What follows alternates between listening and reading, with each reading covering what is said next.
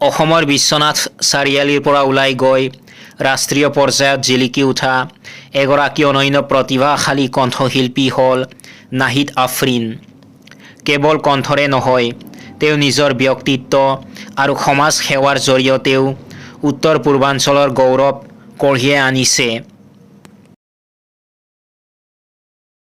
2001 চনৰ 13 ডিচেম্বৰত বিশ্বনাথ চাৰিআলিত নাহিদ আফৰিনৰ জন্ম হয়। তেওঁৰ পিতৃ আনোৱাৰ আনচাৰী আৰু মাতৃ ফাতেমা আনচাৰী। ভাতৃৰ নাম ফইজ আনোৱাৰ। তেওঁ বিশ্বনাথ চাৰিআলিৰে লিটিল ষ্টাৰ স্কুলৰ পৰা হাইস্কুলীয়া শিক্ষা সম্পূৰ্ণ কৰিছিল। মাত্ৰ 3 বছৰ বয়সৰ পৰাই গান গাবলৈ আৰম্ভ কৰা নাহিদে তেওঁৰ প্ৰথম গুৰু বিবলী ভাগৱতীৰ ওচৰত সংগীতৰ শিক্ষা গ্ৰহণ কৰিছিল। পৰৱৰ্তী সময়ত তেওঁ ভাতখাণ্ডে কলা কেন্দ্ৰৰ পৰাও শিক্ষা লয়।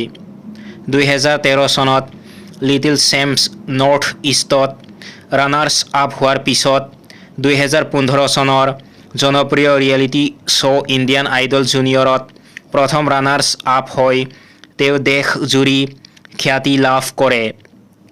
2018 চনত তেওঁ ইউনিচেফ ইণ্ডিয়াৰ দ্বাৰা উত্তৰ পূবৰ প্ৰথমজন যুৱ অধিবক্তা হিচাপে নিযুক্তি লাভ কৰে।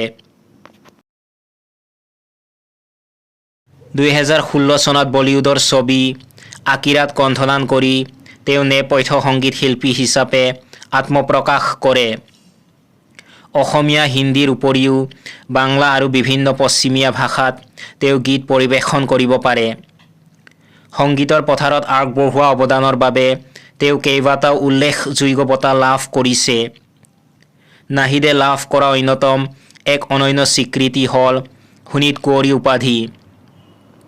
ইয়াৰ উপৰিও তেওঁ প্ৰতিদিন টাইমছৰ পৰা এচিভাৰ বঁটা 2015 লাভ কৰিছিল। সেই একে বৰ্ষতে তেওঁ যুৱ আইকন সংগীত হিচাপে নিডছ এক্সিলেন্স এৱাৰ্ড 2015 অৰ্জন কৰিবলৈ সক্ষম হয়। 2017 চনত তেওঁক আশাব্যঞ্জক শ্ৰেষ্ঠ গায়িকা হিচাপে প্ৰেৰণা বঁটা আৰু গণ অধিকাৰী আশাব্যঞ্জক শিল্পী বঁটা প্ৰদান কৰা হয়। ইয়াৰ উপৰি প্ৰাইড ইষ্ট বঁটা 2017, ধুনীয়া জোন গীতটোৰ বাবে শ্ৰেষ্ঠ মহিলা নেপথ্য গায়িকা, অসম ৰাজ্যিক চলচ্চিত্ৰ বঁটা 2018, আকুলি বিকুলি গীতটিৰ বাবে 7ম অসম ৰাজ্যিক চলচ্চিত্ৰ বঁটাত শ্ৰেষ্ঠ নেপথ্য গায়িকাৰ সন্মান লাভ কৰে। প্ৰাগ চিনে বঁটা 2019, চিলা গীতটোৰ বাবে তেওঁক শ্ৰেষ্ঠ নেপথ্য গায়িকা হিচাপে নিৰ্বাচিত কৰা হয়। প্ৰতিমা বৰুৱা পাণ্ডে বঁটা 2018, নিজানৰ গান ছবিখনৰ নতুন এজাক গীতটোৰ বাবে তেওঁ এই সন্মান লাভ কৰে। নাহিদ আফৰিন কেৱল এগৰাকী গায়িকাই নহয়, তেওঁ আধুনিক প্ৰজন্মৰ বাবে অনুপ্ৰেৰণাৰ আন এটা নাম।